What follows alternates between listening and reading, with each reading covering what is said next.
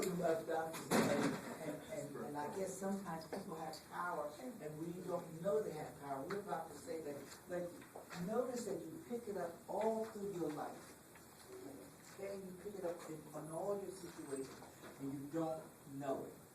Okay, you pick it up when you were in Sunday school, and they talk you about people like Jesus going to the temple and pushing aside all of the wares and things that the people were selling on Sundays. Right? Now bear in mind that the people who were in the temple selling the wares, those rabbis and things, were the power. You see that? Yes. So would you say that you're not expert power because you're the professor? Well, see, you have deemed, see, by definition, I have legitimate expert power. But bear in mind something else, okay? You notice that, now I know that I have the power to flunk people, to decide, well, this person will really get a C plus, not a C. And this person will get a B. And I'm open to a bribe over here, and this person can get an A. You understand what I'm saying? So that's one part of it. But not for a moment do I go around thinking that one of you might sit down and say, I really love sociology, and I'm going to get hooked on this stuff, and I'm going to start studying and doing what I need to do. Because that's what people try to do. There's nothing that says I'm more intelligent than you. Nothing at all. The only thing that says that I'm more intelligent than you is that I can put a degree next to my name, and you can't. That's all. That's all. There's nothing that says that you could not do this job. Which is what I'm trying to tell you folks. Okay? That you have to teach yourself to get up here and say, well, yes, I can do this.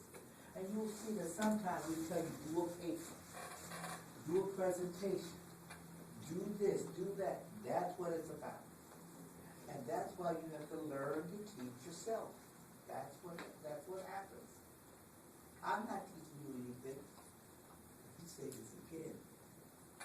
I'm not teaching you anything. All I'm doing is making you think about all the things you know. That's all that's happening. You all know that Jesus went to the temple and started knocking things over there because they all pretty much did that already. Okay? And you knew that he was young. And you knew that he was going against the power structure. You just never put in sociological terms. You see what I mean? You know that. All right? And most of your religions will have somebody who did something against the power structure in the religion. Okay? When we talk about Protestantism, well, where did that come from? That's because somebody went against the power structure. Do you understand what I'm saying? Or it would have never happened. Notice that we have a counterculture coming in saying, look, we don't want to do things that way anymore. Look at these terms that come out from sociology. Okay? So now you have a counterculture operating. And notice that over time, the counterculture becomes a major culture. Because we will say something like Protestantism, one of your early sociologists said, that affected the whole economic system. Remember? Because they said, Protestantism said, look, you get your rewards here on earth, don't keep waiting around to get them in heaven. Like Catholicism might say. Okay, they say get them on earth. Work hard, and the reason why you work hard is because that shows that God has blessed you. You can see the difference in philosophy. Okay?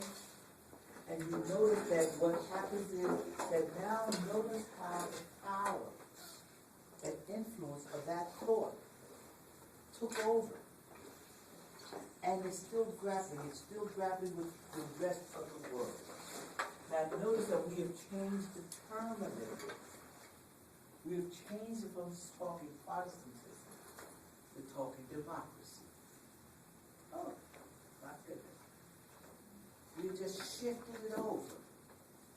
That's what people with power So now when you look at your presidential candidate, they're not talking about pushing our religion and Protestantism all over the world.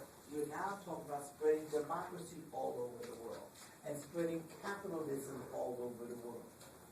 And some people argue that capitalism is traced right out of Protestantism.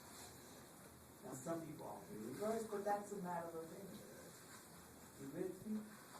That's how it's so simple and so complicated at the same time. Okay? Now we talk that power. And in little situations, we know that people use power tactics. Okay? And remember that power tactics can vary in three ways. It can be hard and soft tactics. Okay?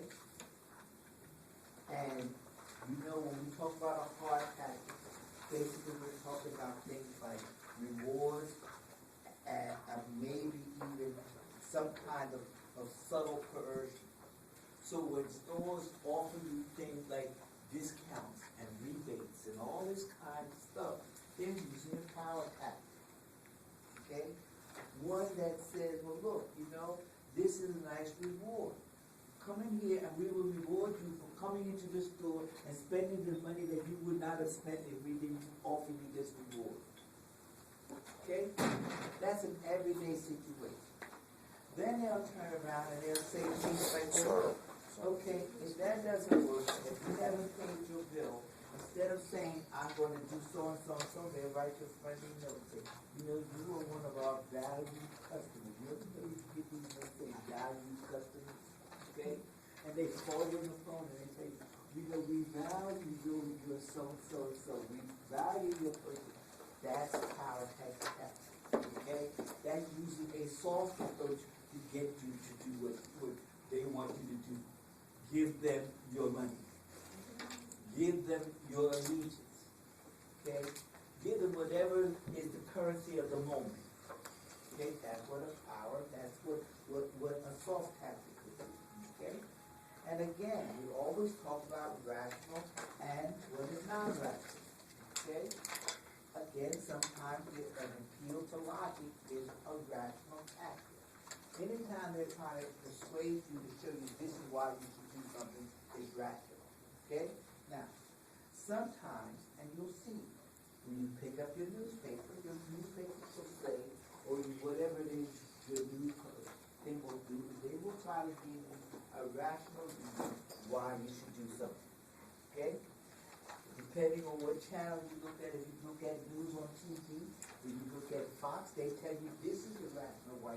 These are the reasons why you should be Republican. You look at NBC, they say, now see, this is the reason you should be Democrat. And then they'll go so far to say, and look at those stupid people on the other side, because they're not rational. And the other side says, look at those stupid people, they're not rational. Okay? So we still play the same thing. Your job is to either fall between one of it on one or the other side, or stay in the middle and be rational about listening to both of them, which most people don't do. Okay? Most people get reinforcement of their own ideas more than listening to the other side's ideas. Now, and again, we talked about commercials and how irrational or non-rational they are. Okay? Every razor blade that they have put out for mankind has given you a closer and closer shape. In the 1950s, the razor blade gave you the closest shave imaginable. In 1960, it did an even better job. In 1970, it gave you even a closer shave. By 210, they give you such a close shave, you wonder why you still have skin.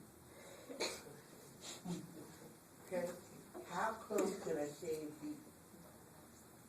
You follow what I'm saying? Women have been getting silkier and smoother and shinier hair since the beginning of time. Okay? Everybody, and you swear by this one makes my hair just look good. lustrous, okay? And then the other one takes this and they say, well, no, this is a much better product. And every 3 months, a new product comes out that's gonna make your hair silkier and shinier, okay? Now, that's very irrational, okay? And you have to understand that that's all they're doing is pumping a product, okay? Every car is better than the other car. And for the most part, what do you need a car for to get from point A to point B? But when we get finished, and I'm not saying that people don't do it, you would think that you live, your whole family live in your car all the time, okay? And how much time do you spend in a car in a day? Think about it. Well, you think about how much time you actually spend in your car. And if you don't drive 30 miles, okay, it may be 1 or 2 hours a day, maybe. And if you don't live, if you can have to drive 30 miles to go to school or to go to work, the chances are you might spend an hour a day in your car. If you're lucky. Okay, you will not think you have to be lucky to do that, but think about it. You don't spend that much time in your car as opposed to what you pay for. Yes, sir. I just want one question towards the midterm.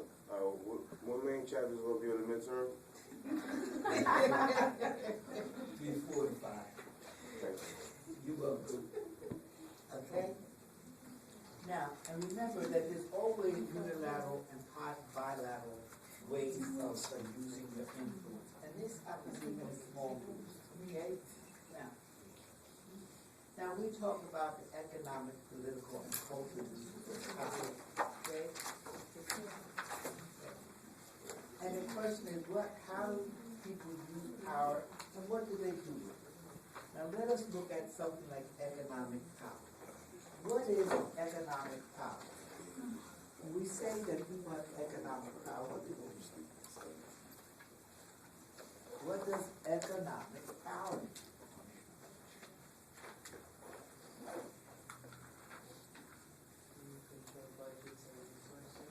The ability to control resources, okay, or as you want to say, budget, okay?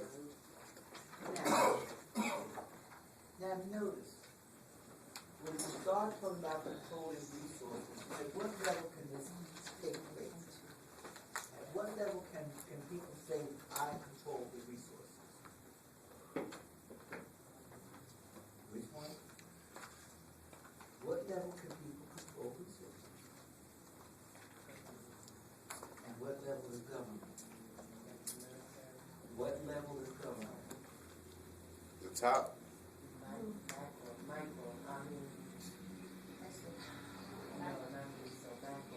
Thank you.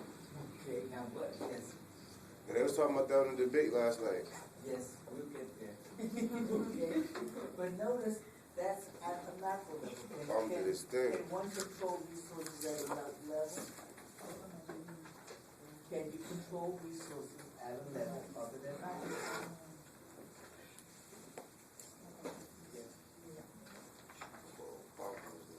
Can you control resources other than at a macro level?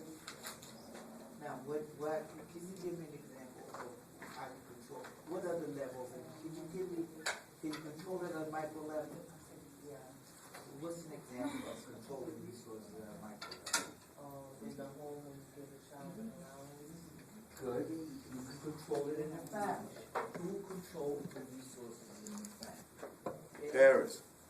Well, the point we're trying to make is that even at a micro level, you can get into economic situations and controlling your resources.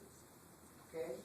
So that's at a micro level. Remember, when you talk about levels, we're talking micro, macro, and meso. Okay?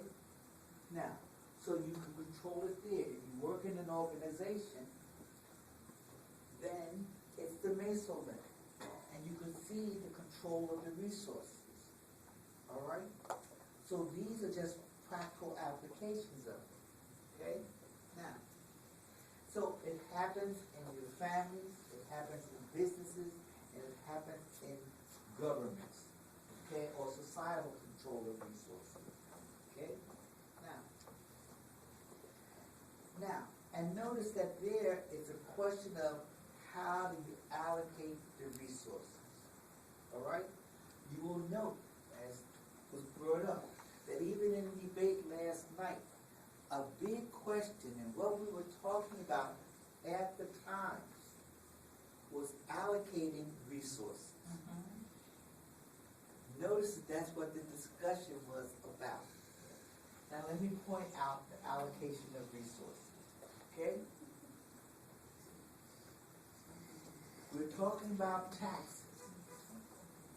And then we start talking about things like funds and use of discretionary funds. Now, if A says, I want a bigger military, okay? And B says, the military is big enough, nobody's asking for it.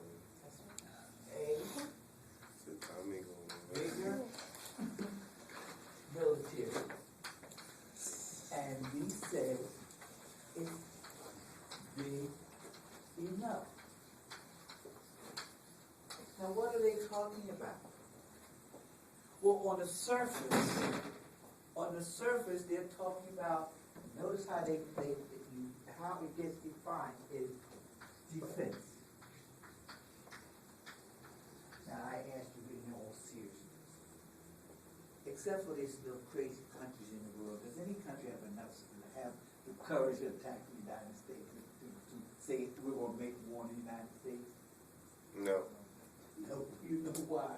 Because we've got about 18 atomic subs hiding underneath the water at all times. And all of them have about 20 nuclear warheads, nuclear bombs sitting on them, okay? Now, we've got a strategic air command that's flying every hour of every day. We have bombers and jets in the air. We are never without a plane in the air someplace. Okay? And I assure you that they have nuclear bombs on them. Okay? That can just take a target and they will send a little rocket wherever they want to. We've got drones sitting around just waiting for somebody to sit at a desk and push a button. Okay? To send the drone on its merry way. And send the people that it hits on their merry way. Alright? So now what is happening is that this is not the problem. Okay? Now we might argue that defense is a problem. I'm not saying that it's not. Okay? But what the issue is allocating resources. That's what the issue is about. Okay? We don't tell you that. But look at what happens when we talk about allocating resources and the structure that we talk about. Okay? Now, when we talk about structure, okay, if we're going to put another, say, I'm just going to make up a figure. The 5 billion is not enough. Okay. Let us say we're going to put $10 billion. I don't know what figure he used into the military. And what do you think that does? Let's talk about it. What that means is somebody has to make planes and ships and things, right? So that means that somebody is building ships, planes, making weapons. You with me so far? Now, if I'm a shipbuilding company and I start building ships, what does that do to the people who live around the shipyard? No. All of a sudden, you've got all these people employed. Okay? And these people start